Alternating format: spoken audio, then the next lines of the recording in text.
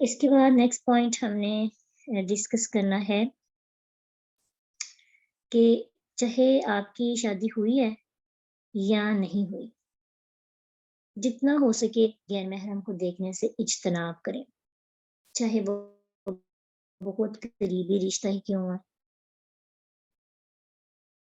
ना होता है।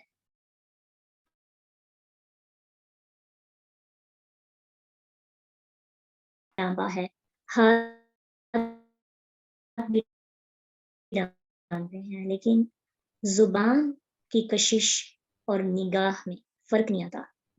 आपकी आवाज और आपकी निगाह, यही बहुत बड़ी अट्रैक्शन है।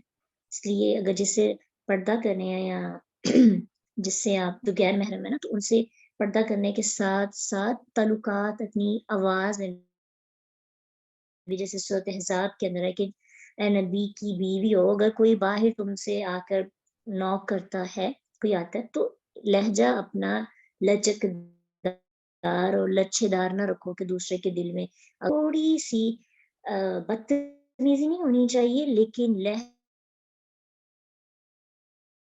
थोड़ा सख्त होना चाहिए। लहजा मोहब्बत वाला ना हो, प्यार वाला ना हो। जैसे आप शॉपिंग के लिए जाते हैं तो हंस हंस के बात करना, तो वो भी मुनासिब और जायज नहीं है। ठीक है।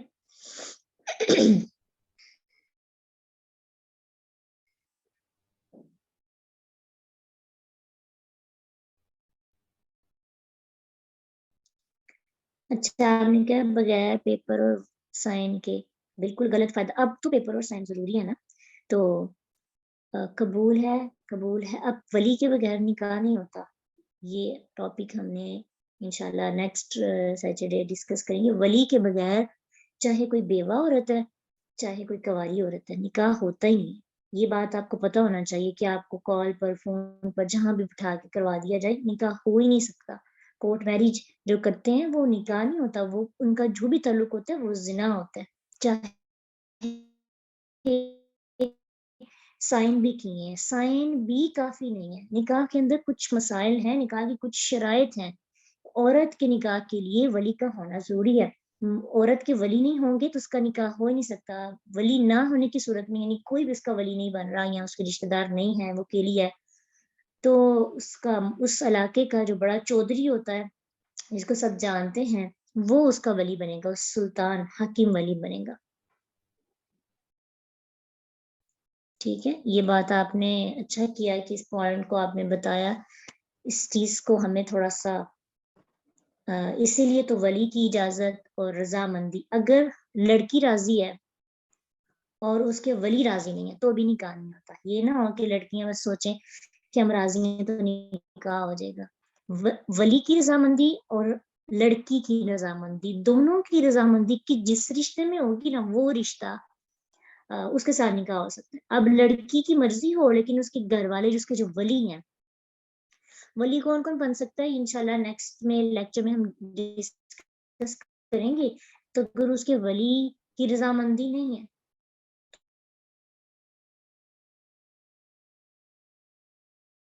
या मामू करवाएं, बाप नहीं राजी ना, तो निकाह नहीं हो सकता बाप की मौजूदगी में।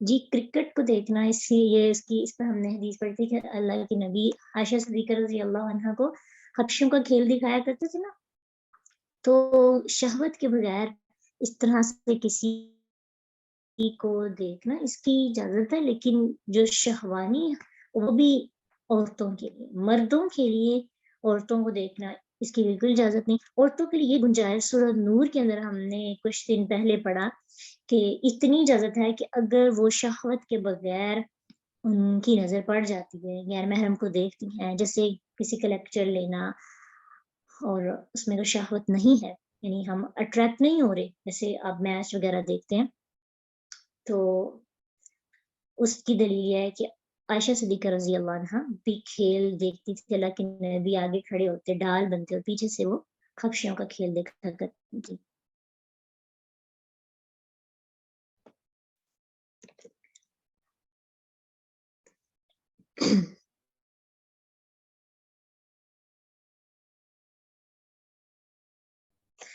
اب یہ بھی ہے کہ شاید ہمیں لگتا ہے نکاح کے بعد شیطان کے حملے کم ہوئے، تو اب کوئی بھی آپ کو پریشانی کرے گا، کوئی بھی نفس بالکل نہیں۔ نکاح کے بعد زیادہ ٹینشنز حملے ہوتے ہیں، کیونکہ نکاح سے پہلے آپ کے پاس آپشنز ہوتے ہیں کہ اچھا یہاں پہ ہو جائے گا، یہاں پہ ہو جائے گا۔ نکاح کے بعد آپ کے پاس کوئی آپشن نہیں ہے، اور نکاح کے بعد کے حملے زیادہ بڑے حملے ہیں، کیونکہ اس میں آپ نے نکاح میں رہنا، اور اگر کسی کی طرف اٹریکشن کا سبب کوئی اٹریکٹ ہو رہا ہے تو وہ اس سے حرام ریلیشن بننا شروع ہو جاتا ہے۔ اس لیے نکاح ہو یا نہ ہو، جتنا غیر محرم سے بچیں گے، دیکھنے سے، بات چیت کرنے سے، یقین جانے ایمان بچتا رہے گا۔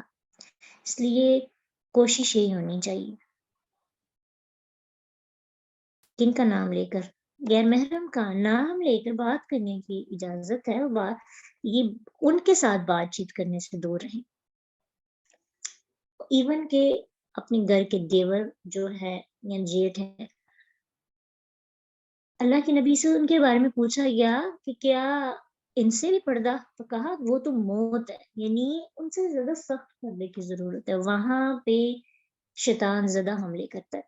اور آج کل آپ دیکھ رہے ہیں کہ ہمارے معاشرے میں ایسے آ رہے ہیں کہ عورت نے ڈائیورس لے کر اپنے دیور سے نکاح کیا یا جیٹ سے کر لیا، اور یہ کامن ہو۔ جب ہم حدود کا خیال نہیں رکھتے پھر یہی ہوتا ہے کہ جیسے ہی نا خاوند کی کوئی کمی آتی ہے تو اس کو کمپیئر کرتے ہیں ساتھ رہنے والے دوسرے خاوند کے بھائی سے، دیور سے، جیٹ سے۔ تو جب کمپیریزن میں آپ کو ایسے ہی ہوتا ہے، شیطان بھی کیا کرتا ہے کہ خاوند کی کوالٹیز، خاوند کی خوبیوں کو بڑا کمتر کر کے دکھاتا ہے، اور غیر محرم کی کوئی چھوٹی سی بھی خوبی کو واضح کرتا ہے۔ یہ ہے تو پھر آہستہ آہستہ شیطان خوش ہوتا ہے اور وہ جگہ بنانے لگتا ہے۔ اور پھر شیطان کا ایک حملہ یہ بھی ہوتا ہے، جیسے خوابوں کی بات ہوئی نا، خوابوں میں آ کر وہ اس طرح کے معاملات بھی کرتا ہے، خاص طور پہ جو آپ کے قریب قریب رہنے والے غیر محرم ہیں۔ اس لیے چوکنے رہیں۔ اگر کوئی بھی ایسی آپ کو بات آپ کے خواب میں آتی ہے آپ کے قریبی غیر محرم کے بارے میں، تو اس کا مطلب یہ نہیں کہ ان کے دل میں واقعی کوئی ایسی چیز آپ کے لیے ہے۔ وہی بات شیطان خوشنما بنا کر دکھاتا ہے تاکہ کس طرح آپ کا دل ڈسٹرب ہو جائے۔ جب دل ڈسٹرب ہو جائے گا تو حملہ کرنا آسان ہو جائے گا۔ اس لیے جب بھی کوئی ایسا سین، ایسا ذہن میں آئے، فوراً سے اللہ سے دعا کیا کریں، یا اللہ میرے ہم سفر کو میرے سامنے ہیرو بنا دے، اس کی خوبیاں مجھ پہ واضح کر دے۔ یہ دعا ضرور کیا کریں شادی کے بعد کہ مجھے اپنے لائف پارٹنر سے دن بہ دن محبت بڑھتی جائے۔ اس کا فائدہ یہ ہے کہ حرام کی طرف، حرام سوچ کی طرف قدم نہیں بڑھتے، لیکن جیسے ہی ہم کمیاں ڈھونڈنے لگتے ہیں نا، خاوند اگر بیوی میں ڈھونڈتا ہے یا بیوی اگر خاوند میں ڈھونڈتی ہے، تو پھر غیر محرم کی محبت یا غیر محرم کی طرف اٹریکشن بڑھنے لگتی ہے۔ تو یہ ہم پہ ہے کہ ہم نے اگر رشتے میں اخلاص لے کے آنا نا، تو بس اگر رہنا نا نکاح میں، جب تک نکاح میں ہے تب تک اخلاص کا رشتہ نبھائیں۔ نہیں گزارا ہو رہا تو اللہ نے رستے دے دی ہیں نا، آپ علیحدگی اختیار کریں، لیکن نکاح میں رہتے ہوئے ڈبل گناہ ہوتا ہے۔ ایک تو جو گناہ ہے حرام کا وہ، اور دوسرا اس رشتے میں خیانت کرنا۔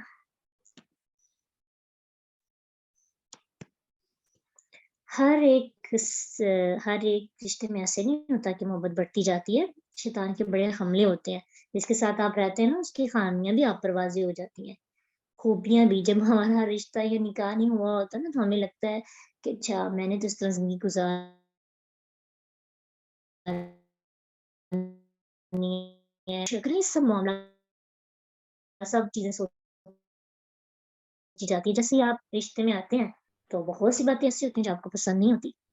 کوئی بھی فرشتہ تو نہیں نا آپ کو ملنا، اگر آپ کے پسند کی 4 خوبیاں اس کے اندر، تو ہو سکتا ہے 14 ساتھ میں ایسی خامیاں ہوں کہ جس سے آپ وہ نوک جوک ہو، ٹھیک ہے۔ تو اس صورت میں بہت سی صورتوں میں محبت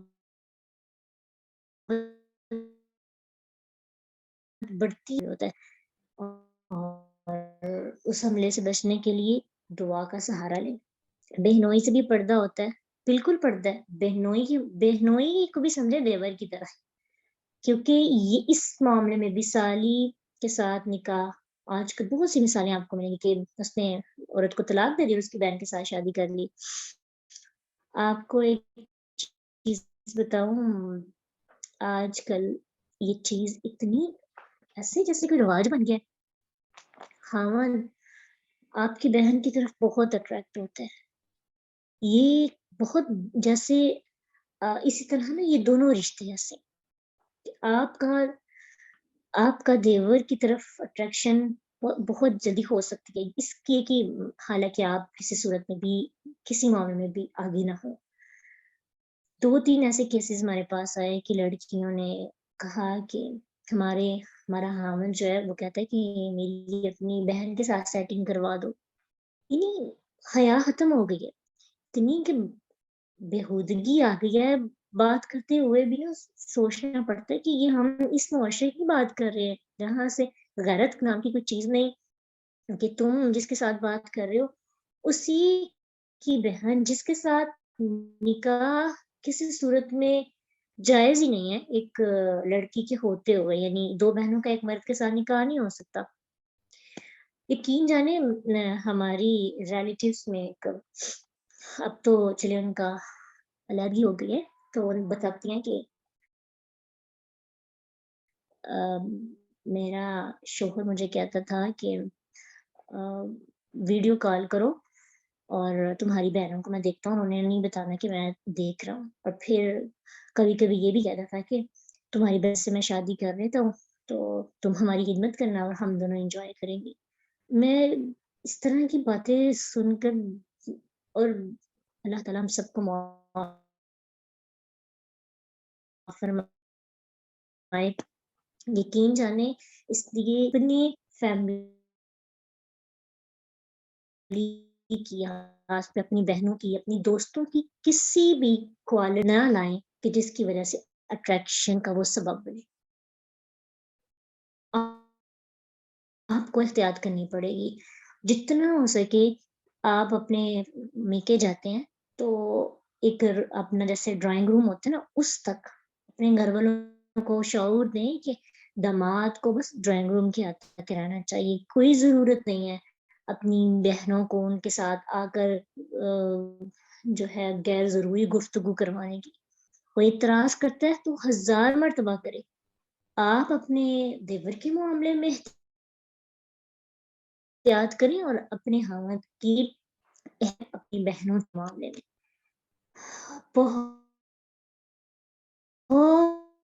بہت ہر وقت ساتھ رہتا ہے حملہ کرنے کے لیے۔ شیطان اتنا مردود ہے،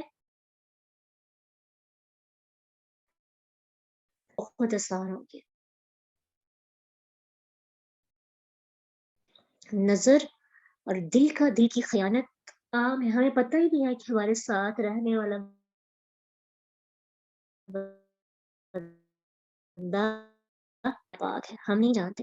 اللہ تعالیٰ نے رسول صلی اللہ علیہ وسلم کی بیویوں کو حکم دے دیا کہ تم اپنی آوازوں کو، اللہ کے نبی صلی اللہ علیہ وسلم کی بیویوں کے بارے میں تو وہ ان کو تو سب مائیں سمجھتے تھے، وہ امہات المومنین مائیں ہیں نا، مومنوں کی مائیں ہیں، تو ان کے ساتھ کوئی بھی بات چانسز کم تھے کہ ان کے بارے میں کوئی ایسا سوچتا، سب وہاں پہ، اور وہ دور بھی رسول اللہ صلی اللہ علیہ وسلم کا تھا، ایمان پیک پر تھا، تو صحابہ کے بارے میں یا صحابہ کے دلوں میں ایسی بات کچھ شاذ و نظر ہی آ سکتی تھی، تو اللہ نے نبی صلی اللہ علیہ وسلم کی بیویوں کو حکم دیا کہ تم غلط نہیں ہو، کہ ہو سکتا ہے جس سے بات کر رہی ہو وہ غلط ہو۔ آج ہم کہتے ہیں میری نیت صاف ہے، سامنے والے کی نیت سے مجھے کیا فرق پڑتا ہے؟ عورت کو اللہ نے فتنہ بنایا ہے، اس لیے ہمیں اپنی حفاظت خود کرنی ہے۔ اللہ ہم سب کو توفیق عطا کرے۔ اسی طرح اب تو جیسے بہنوئیوں کی بات ہوئی نا، تو دیور جیٹھ سے ہاتھ سے اسلام لیا جاتا ہے، اور اسی طرح ہاں بہنوں سے، اور پھر آگے بڑا جو دماغ ہوتا ہے وہ سب کو آگے کے پیار دیتا ہے۔ بیٹے مجھے جی یہ ہمارا بھائی ہے، بڑا بھائی ہے، غیر محرم آپ کا بھائی ہو نہیں سکتا، جو اس کا رشتہ ہے اس کو اسی رشتے میں رکھنا ہے۔ تو اس کی اتنی شدید مذمت ہے کہ حدیث میں آتا ہے کہ غیر محرم کو ٹچ کرنے سے بہتر ہے کہ وہ تکلیف برداشت کرنا غیر محرم سے ہاتھ ملانے سے بہتر ہے. اس لیے ہمارے معاشرے کا ایک جاہلانہ رواج یہ بھی ہے کہ غیر محرم سے ہاتھ ملانا شریف خاندانوں میں بھی برا نہیں سمجھا جا رہا. خود کو تو ہم اللہ کے رسول سے بڑی محبت کرنے والا کہتے ہیں، اور رسول اللہ کی ہر سنت کو، ہر حکم کو کی دجیاں اڑا دی ہیں ہم نے. یہ جو حیا نہیں جب رہتی نا تو ایمان بھی ختم ہو جاتا ہے، اور ہمارے ایمان ختم ہونے کی سب سے بڑی علامت ہے کہ ہمارے اندر حیا نہیں ہے. تو اس وجہ سے آپ لوگ یہاں پہ جو موجود ہیں کم از کم 37 نسلیں بچ سکتی ہیں اگر یہ پوائنٹس اپنے اندر فٹ کریں. یہ سارے ہمیں قرآن و حدیث سے ملتے ہیں. کزنوں سے ہاتھ ملانا، اور یہ جو غیر محرم ہے ان سے کسی صورت میں بھی شیک ہینڈ نہیں کریں، ٹھیک ہے، اس کی اجازت نہیں ہے. پھر اس کے بعد کچھ ایسی چیزیں ہوتی ہیں کہ جو انسان کے جذبات کو ابھارنے کا سبب بنتی ہیں. وہ شاعری ہوتی ہے، ناول، خاص طور پہ ایسے کہ جو آپ کے ایمان کو خراب کریں، ان سے پڑھنے سے بھی پرہیز کریں. ایسے ڈرامے، ایسی موویز، بلکہ تقریباً سب بھی ایسے ہوتی ہیں، لیکن کوشش کریں کہ اپنی ایمان کو بچانے کے لیے ان کا بھی بائیکاٹ کریں.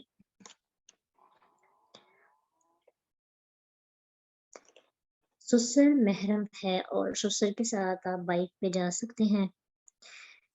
سسر سے نقاب نہیں ہے، ٹھیک ہے، سسر غیر محرم نہیں ہے. سسر کچھ لوگوں کو لگتا ہے، کچھ دن پہلے میں کسی کے گھر گئی تو ان کو بھی یہی تھا، کہتے ہیں اچھا آپ اپنے سسر سے بھی نقاب کرتی ہوں. میں نے کہا سسر سے تو نہیں نقاب، تو سسر سے بالکل بھی نہیں، وہ بھی آپ کا باپ ہے.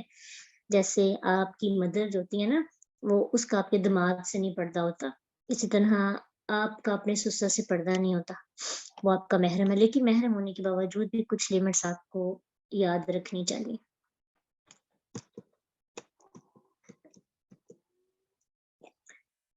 مرد و عورت کی جو فرینڈشپ ہے نا، بڑی کامن سی ہوتی جا رہی. یونیورسٹیز میں جاتے ہیں نا تو گروپس بن جاتے ہیں، اب گروپس کے اندر فرینڈشپ عام بات ہے، یعنی اس کو تو اب تو برا سمجھتا ہی نہیں ہے. پیرنٹس بھی نہیں سمجھتے، پیرنٹس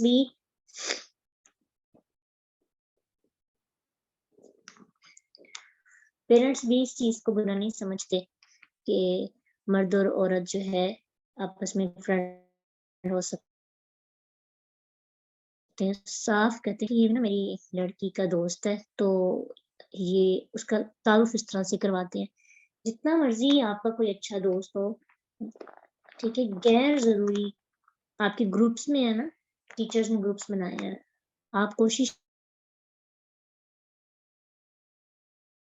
کریں بلا ضرورت کسی قسم کا تعلق نہ رکھیں.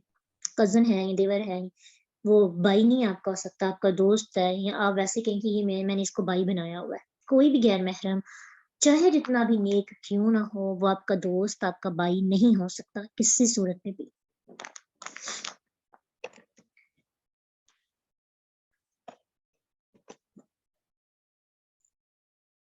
نیکسٹ ہم نے کچھ نکاح کے مسائل پڑھے تھے، تو اب نکاح کے معاملے میں بھی جب ہم نے پڑھا تو اس میں یہ چیزیں بھی تھی کہ کچھ خواتین یا کچھ مرد ایسے ہوتے ہیں کہ جب ان کی آپس میں انڈرسٹینڈنگ اچھی نہیں ہوتی تو فوراً سے پہلی کوشش ہوتی ہے کہ طلاق اور خلا کی باتیں ہونا شروع ہو جاتی ہیں. اسی لیے تو خلا اور طلاق کے کیسز اتنے زیادہ عام ہو گیا، برداشت کا لیول ختم ہو گیا. اللہ تعالیٰ قرآن میں ہم لوگوں کو اس چیز کی ترغیب دلاتے ہیں کہ جلدی رعایت کے لیے قدم نہیں اٹھانا چاہیے. اپنے ہم سفر کی کسی ایک چیز پر اختلاف ہو سکتا ہے، قرآن کہتا ہے ہو سکتا ہے کوئی ایک چیز تمہیں ناپسند ہو، لیکن اللہ تعالیٰ نے تمہارے لیے اس میں بلائی رکھی ہو. ہم لوگ فرشتہ صرف انسانوں کی تلاش میں رہتے ہیں. اگر کسی ایک چیز میں اختلاف ہونے لگتا ہے، ہم سمجھتے ہیں گزارا ہی نہیں ہے، فوراً خلا کے لیے، طلاق کے لیے کیس درج کروا دیتے ہیں.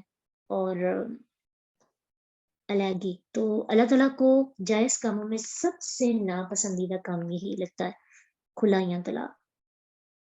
اس لیے جائز کاموں میں سے یہ کام ناپسندیدہ ہے، جتنا ہو سکے نبھانے کی کوشش کریں۔ جب آپ کی بس ہو جائے یا آپ کو لگتا ہے معاملات نہیں سیٹ ہو سکتے، تو پھر اس صورت میں جب آپ کو خطرہ ہو کہ میرے سے خیانت ہو جائے گی یا کوئی ہو سکتا ہے معاملہ ایسا، پہلے تو پوری کوشش کرنی چاہیے دل و جان سے۔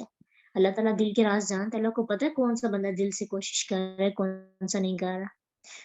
اب یہ نہیں سمجھنا کہ اگر کسی اور کی طرف اٹریکشن ہو گئی ہے تو فوراً سے یہ ہماری جو ہے عذر اچھا ہے، یہ تو عذر آپ کا اچھا ہو ہی نہیں سکتا، کیونکہ سب سے پہلی بات کہ آپ نے خیانت کی اس رشتے میں رہتے ہوئے۔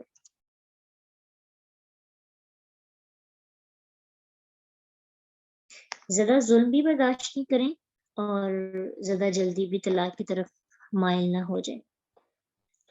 اگر خاوند جائز اور شرعی حکم دے یا خواہش پورا کرنے کو کہے جائز، تو اپنی انا کا مسئلہ نہیں سمجھنا چاہیے، اپنے مزاج کے خلاف سمجھ کر خاوند کی بات کو منع نہیں کرنا چاہیے، کیونکہ نیک بیویاں ایسی ہوتی ہیں، قرآن کہتا ہے کہ وہ اپنے مرد کی تابع دار ہوتی ہیں، ٹھیک ہے؟ تو اس معاملے میں بھی خاص ہمیں خیال رکھنا ہے کہ خاوند کی جائز اور شرعی خواہش کو ہر لحاظ سے پورا کرنے کی کوشش کرنی ہے انشاءاللہ۔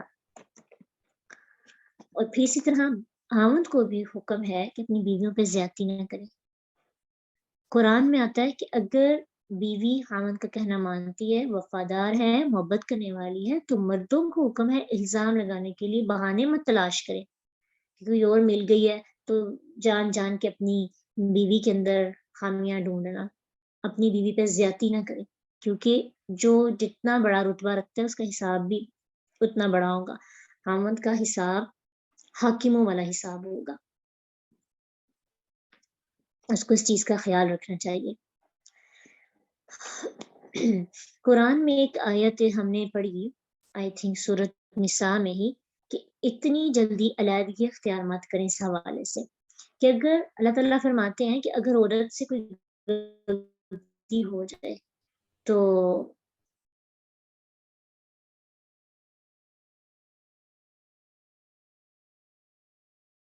اس کا خطرہ ہو، تو اللہ تعالیٰ نے یہ نہیں کہا کہ فوراً اسے طلاق دے دو، حکم دیا اسے سمجھاؤ، اگر وہ نہ سمجھے اس سے ناراض ہو جاؤ اور اپنے بستر علیحدہ کر دو، یعنی اس کو صوفے پہ لٹا دو، خود بیڈ پہ ہو جاؤ یا اپنا روم چینج کر لو۔